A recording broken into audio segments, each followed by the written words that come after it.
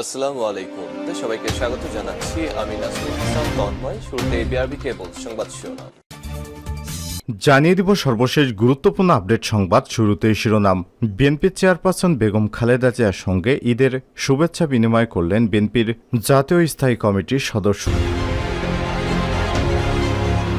এরপর জানিয়ে দিব দেশবাসীকে সমস্ত ভয়ভীতি কুরবানি দেওয়ার আহ্বান জানিয়েছেন বিএনপির জাতীয় স্থায়ী কমিটির সদস্য মির্জা আব্বাস। এদিকে কুরবানির গরু নিয়ে উপহাস, প্রতিবেশীকে কুপিয়ে হত্যা। কোরবানির গরু নিয়ে উপহাসের কারণ জানতে চায় ব্রাহ্মণবাড়িয়া আখাউড়া এক বৃদ্ধকে কুপিয়ে হত্যার অভিযোগ উঠেছে তারই প্রতিবেশী এক আইনজীবীর বিরুদ্ধে। জানিয়ে দিব সিলেটের সুনামগঞ্জে পাহাড়ি ঢল, সুরমার পানি বিপদসীমার অনেক উপরে প্রবাহিত। এদিকে কে দেখবে আমার কান্না আব্বু। সংসদ সদস্য আনারুল আজিম আনার হত্যার বেশ কয়েকদিন পার হয়ে গেছে, এখনও তদন্ত চলছে। এরই মধ্যে উঠে এসেছে নানা তথ্য, তবে এখনও হত্যাকাণ্ড নিয়ে জল্পনা কল্পনা রয়ে গেছে। এমপি আনারের হত্যার পর এবারই প্রথম তার পরিবার ঈদ পালন করছে তাকে ছাড়া। এজন্যই আনারকে ঘিরে ঈদের দিন আবেগঘন স্ট্যাটাস দিয়েছেন তার মেয়ে মুমতারিন ফেরদৌস ডরিন। ডরিন লিখেছেন, কে দেখবে আমার কান্না আব্বু। মাঠে ঈদের নামাজ পড়ছে আব্বু, তুমি তো ভোরে সবার আগে উঠে ঈদগাহে যাও, এবার আমাকে দেখার কেউ নেই। এবং সর্বশেষ জানিয়ে দিব মুসলিম দেশগুলোকে একট্টা করছে ইরান। গাজা ইসরায়েলি অগ্রসর আর কেউ এগিয়ে না এলেও ইরান ঠিকই নিজের দায়িত্ব পালন করতে যাচ্ছে। নিজের প্রক্সিদের মাধ্যমে ইসরায়েলকে তটস্থ রেখেছে ইরান। ফিলিস্তিনিদের স্বাধীনতাকামী যোদ্ধাদের অস্ত্রশস্ত্র দিয়ে সহায়তা সহ যাবতীয় বিষয়ে ইরানের নাম বারবার শোনা গেছে। এবার ইসরায়েল বিরোধী জোট গড়তে পদক্ষেপ নিয়েছে ইরান। এই জোট গঠিত হলে ইহুদিবাদী ইসরায়েলকে ধুলোর সাথে মিশিয়ে দিতে পারবে তারা। প্রিয় দর্শক, এতক্ষণ শুনছিলেন সংবাদ শিরোনাম, এবারে বিস্তারিত। তবে তার আগে বন্ধুরা, আপনি কোন স্থান থেকে আমাদের সংবাদটি দেখছেন কমেন্ট করে জানিয়ে দিন এই সংবাদ সম্পর্কে আপনার মূল্যবান মতামত। প্রিয় দর্শক, আপনি যদি আমাদের চ্যানেলে নতুন হয়ে থাকেন, ভিডিওটি দেখতে দেখতে চ্যানেলটি সাবস্ক্রাইব করে রাখুন, যাতে করে আমাদের লেটেস্ট আপডেট সংবাদগুলো সবার আগে আপনার কাছে পৌঁছে যায়। এবার বিস্তারিত। খালেদা জিয়ার সঙ্গে ঈদের শুভেচ্ছা বিনিময় করলেন বিএনপির জাতীয় স্থায়ী কমিটির সদস্যরা। পবিত্র ঈদুল আজহা উপলক্ষে দলের চেয়ারপারসন বেগম খালেদা জিয়ার সঙ্গে শুভেচ্ছা বিনিময় করতে তার বাসভবনে এসেছেন বিএনপির জাতীয় স্থায়ী কমিটির সদস্যরা। সোমবার 17 জুন রাত 8টার পর বিএনপির জাতীয় স্থায়ী কমিটির সদস্যরা একে একে রাজধানীর গুলশানে বেগম খালেদা জিয়ার বাসভবন ফিরোজায় প্রবেশ করেন। বিএনপির মিডিয়া সেলের সদস্য সাইরুল কবির খান এসব তথ্য নিশ্চিত করেছেন। খালেদা জিয়ার সঙ্গে ঈদের শুভেচ্ছা বিনিময় করতে আসা নেতাদের মধ্যে রয়েছেন বিএনপির জাতীয় স্থায়ী কমিটির সদস্য খন্দকার মোশারেফ হোসেন, জমির উদ্দিন সরকার, মির্জা আব্বাস, গয়েশ্বরচন্দ্র রায়, নজরুল ইসলাম খান এবং ড সেলিমা রহমান। দুর্নীতি 2 মামলায় সাজাপ্রাপ্ত বিএনপি চেয়ারপারসন 2018 সালের 8 ফেব্রুয়ারি কারাবন্দী হন। 2 বছরের বেশি সময় কারাবন্দী ছিলেন তিনি। ওই সময় তিনি নানা রোগে আক্রান্ত হয়ে বঙ্গবন্ধু শেখ মুজিব মেডিকেল বিশ্ববিদ্যালয় কলেজ হাসপাতালে ভর্তি হন। জিয়া আরফানেজ ট্রাস্ট এবং জিয়া চ্যারিটেবল ট্রাস্ট দুর্নীতি মামলায় সাজাপ্রাপ্ত খালেদা জিয়ার সাজা 2020 সালের 25শে মার্চ সরকারের নির্বাহী আদেশে স্থগিত করে শর্ত সাপেক্ষে তাকে সাময়িক মুক্তি দিয়েছিল। তখন থেকে 6 মাস পরপর তার সাজা স্থগিত করে মুক্তির মেয়াদ বাড়াচ্ছে সরকার। দেশবাসীকে সমস্ত ভয়ভীতি কুরবানি দেওয়ার আহ্বান মির্জা আব্বাসের। দেশবাসীর কাছে এই কুরবানি দিনে সমস্ত ভয়ভীতি কুরবানি দেওয়ার আহ্বান জানিয়েছেন বিএনপির জাতীয় স্থায়ী কমিটির সদস্য মির্জা আব্বাস। সোমবার ঈদুল আজহা উপলক্ষে শেরেবাংলা নগরে রাষ্ট্রীয় শহীদ রাষ্ট্রপতি জিয়াউর রহমানের মাজারে পুষ্পস্তবক অর্পণ শেষে সাংবাদিকদের এসব কথা বলেন তিনি। দেশনেত্রী বেগম খালেদা জিয়া, ভারপ্রাপ্ত চেয়ারম্যান তারেক রহমান, স্থায়ী কমিটির সদস্য বিএনপির পক্ষ থেকে দেশবাসীকে ঈদুল আজহার শুভেচ্ছা জানিয়ে মির্জা আব্বাস বলেন, আমাদের বহু নেতাকর্মী জেলে অবস্থান করছেন। বহু নেতাকর্মীর ঈদ আজ জেলে কাটে, কারো কারো ফুটপাতে কাটে।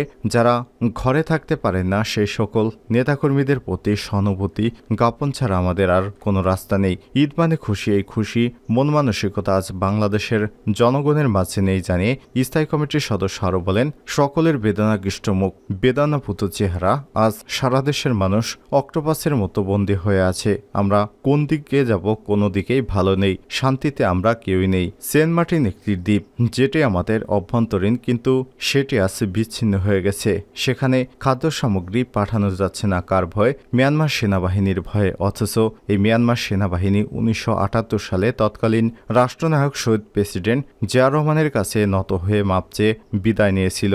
এই মিয়ানমার আজ কতটুকু সাহস হয়েছে তারা আমাদের রক্তচক্ষু দেখায়, কারণ এই সরকার একটি অবৈধ সরকার, অনৈতিক সরকার। দেশ এবং দেশের বাইরে তাদের কোনো সমর্থন নেই। এ কারণেই মিয়ানমার একটা সুযোগ নিচ্ছে। বহু দেশ বাংলাদেশের উপর আজ খবরদারি করছে এমন মন্তব্য করে তিনি বলেন, দেশের প্রভুত্ব অন্য দেশের হাতে বিকিয়ে দিয়ে এই সরকার নিজে কোনো সিদ্ধান্ত নিতে পারছে না। এদেশের জনগণের কষ্টার্জিত অর্থ সরকার তিলে তিলে নিয়ে যাচ্ছে। কষ্ট এই অবৈধ সরকারের জন্যই। যদি ভোটে নির্বাচিত সরকার হতো তাহলে দেশের জনগণকে কোনো কষ্ট দিত না, এটা প্রমাণিত। বিএনপি চেয়ারপারসন বেগম খালেদা জিয়া অসুস্থ, নিবিড় পর্যবেক্ষণে আছেন। তার জন্য দেশবাসীর কাছে দোয়া কামনা করেছেন মির্জা আব্বাস। কোরবানির গরু নিয়ে উপহাস, প্রতিবেশীকে কুপিয়ে হত্যা।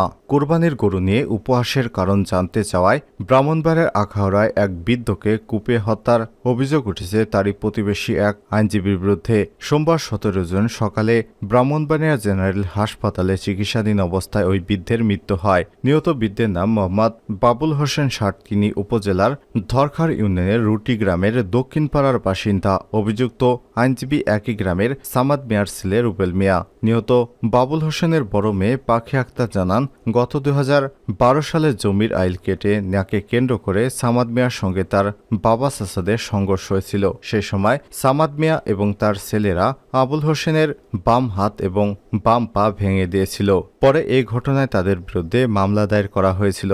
মামলার দায়েরের ক্ষোভে সামাদ এবং তার ছেলেরা আবুল হোসেনের পরিবারের প্রতি ক্ষুব্ধ ছিল। এর জেরে প্রতিবেশী এই পরিবারটি একে অপরের সঙ্গে বনিবনা ছিল না। নিহতের স্ত্রী হারুনা বেগম জানান, গত রোববার ঈদের দিন আগে কোরবানির পশু নিয়ে সামাদ মিয়া এবং তার ছেলেরা আবুল হোসেনের ছোট ভাই আবু সাইদকে উপহাস করলে তাদের মধ্যে কথা কাটাকাটি হয়। এ সময় আবু সাইদের চোখ উপড়ে ফেলার হুমকি দেয় সামাদ মিয়ার ছেলে আইনজীবী রুবেল মিয়া। এরপর আবুল হোসেনের হুমকির বিষয়টি রুবেলকে জিজ্ঞেস করতেই রামদা নিয়ে তাকে এলোপাতাড়ি কুপিয়ে এবং লাঠিতে পিটিয়ে আহত করে।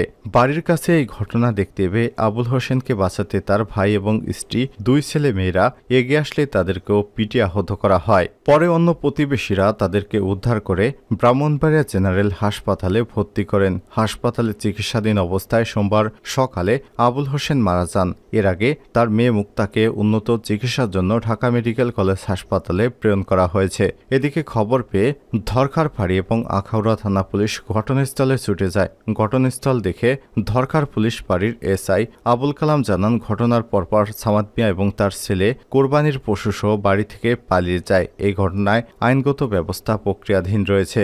এ বিষয়ে জানতে চাইলে আখাউড়া থানার ওসি নূরে আলম বলেছেন, আবুল হোসেন ব্রাহ্মণবাড়িয়া জেনারেল হাসপাতালে চিকিৎসাধীন অবস্থায় মারা গেছেন। অভিযুক্ত যুবক রুবেল সহ অন্যদের গ্রেপ্তারের চেষ্টা চলছে। এই ঘটনায় মামলা দায়েরেরও প্রস্তুতি চলছে। সুনামগঞ্জে পাহাড়ি ঢল, সুরমার পানি বিপদসীমার অনেক উপরে প্রবাহিত। জেলায় পাহাড়ি ঢলে সুরমা নদীর পানি বিপদসীমার অনেকখানি উপর দিয়ে প্রবাহিত হচ্ছে।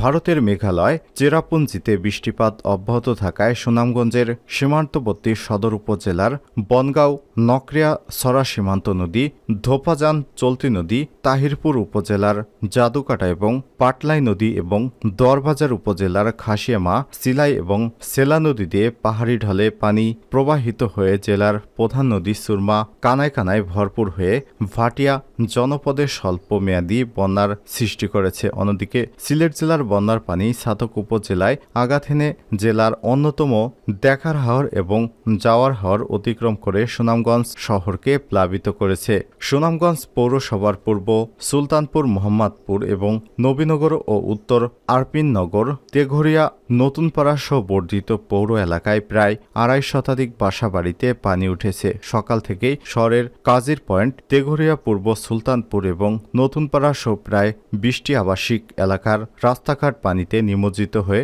জলবদ্ধতা সৃষ্টি হয়েছে। সোমবার 17 জুন দুপুর 12টায় সুনামগঞ্জের শোলঘর পয়েন্টে পানি বিপদসীমার 20 সেন্টিমিটার, ছাতক উপজেলায় 62 সেন্টিমিটার উপর দিয়ে প্রবাহিত হচ্ছিল। উত্তর সুরমা পাহাড়ের ইব্রাহিমপুর এবং হুরারকান্দা গ্রামের ঈদগাহ ময়দানসহ সদর উপজেলার বেশ কয়েকটি ঈদগাহ বৃষ্টি এবং ঢলের পানিতে নিমজ্জিত ও ভারী বৃষ্টিপাত অব্যাহত থাকায় মুসল্লিরা দুদফায় মসজিদের ভেতরে ঈদুল আজহার নামাজ আদায় করেছেন।